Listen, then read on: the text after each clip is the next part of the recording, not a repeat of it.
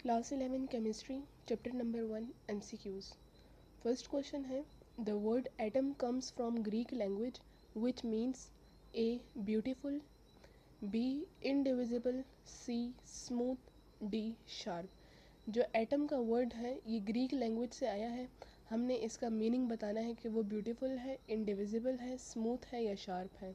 Answer है इसका option B, indivisible. ठीक है। क्वेश्चन नंबर 2 है Leucippus is known to be the mentor of Democritus and father of atomic philosophy. Who was the first to use the word atom. Leucippus जो था वो mentor था डिमोक्रेटस का और एटॉमिक फिलोसफी का उसे फादर कहा जाता है। ये उन्होंने आपको एक कंडीशन दे दी, who was the first to use word atom. इन सारे साइंटिस्ट में वो कौन था पहला बंदा जिसने एटम का वर्ड यूज़ किया था। ऑप्शन ए है Leucippus, option B James Clerk Maxwell, option D है डिमोक्रेटस, ऑप्शन डी है अरविंद स्क्रोडिंगर। इसका आंसर है ऑप्शन सी, डिमोक्रेटस। डिमोक्रेटस वो पहला साइंटिस्ट था जिसने वर्ड एटम यूज़ किया था। क्वेश्चन नंबर 3 है who put forward the atomic theory. अब जब एटॉमिक थ्योरी इंट्रोड्यूस हो चुकी थी इस वर्ल्ड में, ठीक है, तो उसको आगे प्रोग्रेस में कौन लेकर गया था, कौन सा साइंटिस्ट था। Option A Dalton, option B James Clerk Maxwell, option C Al Ghazali, option D Erwin Schrödinger.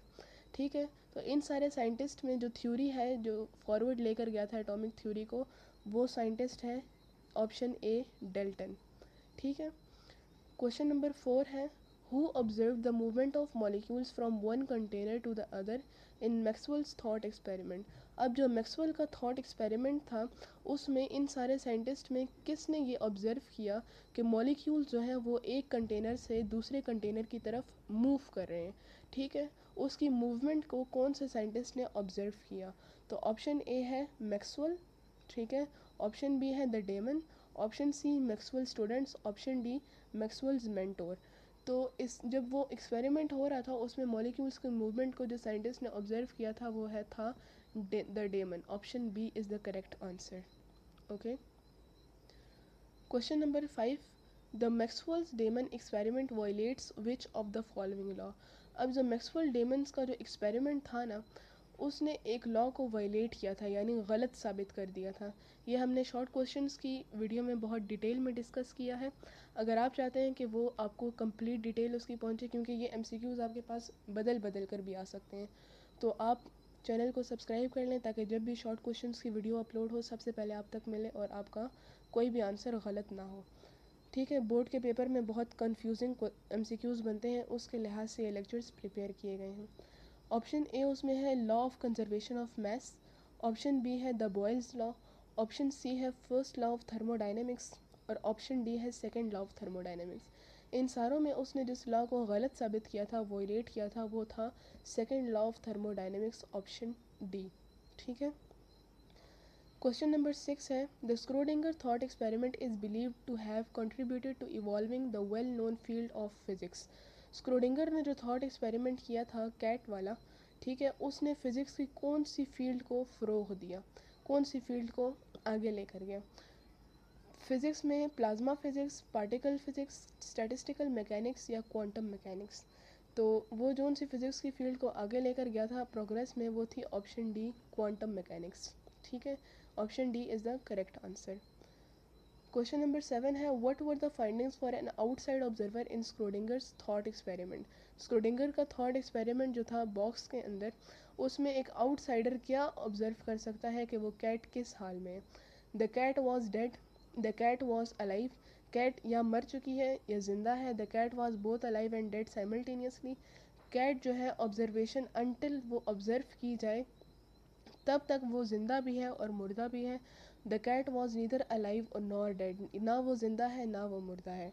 तो इसके थॉट एक्सपेरिमेंट में हमें ये पता चला था कि जो कैट है जब तक उसे ऑब्ज़र्व ना किया जाए वो इनसाइड द बॉक्स ज़िंदा भी है और मुर्दा भी है।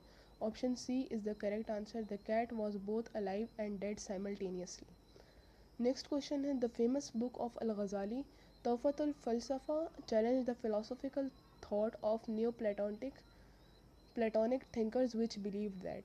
अल गज़ाली का जो बुक थी, ठीक है, ये उनका उसका नेम दिया है, उसने किस फिलोसॉफिकल थॉट को चैलेंज किया था। ए है perfection and happiness are achievable in this world, ठीक है। ऑप्शन बी है no happiness and perfection exist in this world. Option C है there is life hereafter. Option D है man is मॉर्टल।